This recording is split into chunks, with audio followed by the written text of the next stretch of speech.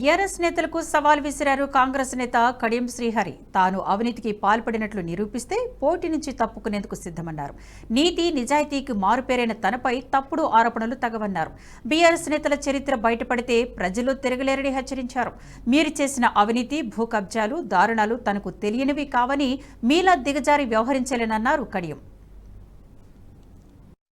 పత్రికాముఖంగా చెప్తున్నా, కేసీఆర్ కానీ, హరీష్ రావు గారు కానీ, కేటీఆర్ కానీ, లేదా జిల్లాకు సంబంధించిన ఏ నాయకుల ద్వారా కానీ, ఏ వ్యక్తి ద్వారా కానీ ఒక్క రూపాయి నేను తీసుకున్నట్టుగా మీరు చెప్పగలిగితే, మీరు నిరూపించగలిగితే,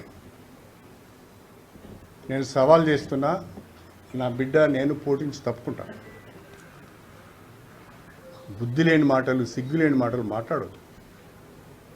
కడియం శ్రీహరి నిజాయితీకి మారుపేరు. నువ్వు ఒప్పుకున్నా ఒప్పుకోకపోయినా అట్లాంటి తప్పుడు పనులు ఎన్నడూ చేయను నేను. మీ అందరి బ్రతుకులు నాకు తెలుసు. మీ అందరి చరిత్రలు బయట పెడితే జిల్లాలో తిరగలేరు.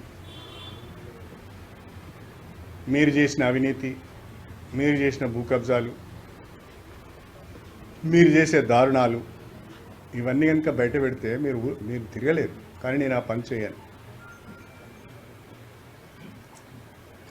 మీ దగ్గర నా పైన ఏమైనా సమాచారం ఉంటే బయట పెట్టమని మిమ్మల్ని ఆహ్వానిస్తున్నాను. ఎక్కడ నేను తప్పుడు పనులు చేసినాను, ఏ కాంట్రాక్టర్ దగ్గర ఒక 10 కోట్లు తీసుకున్నాను, ఎక్కడ ఒక 10 ఎకరాల భూమి కబ్జా చేశాను, ఎక్కడ ఒక 1000 గజాల ఇంటి భూమి కబ్జా చేశాను, మీరు చెప్పండి.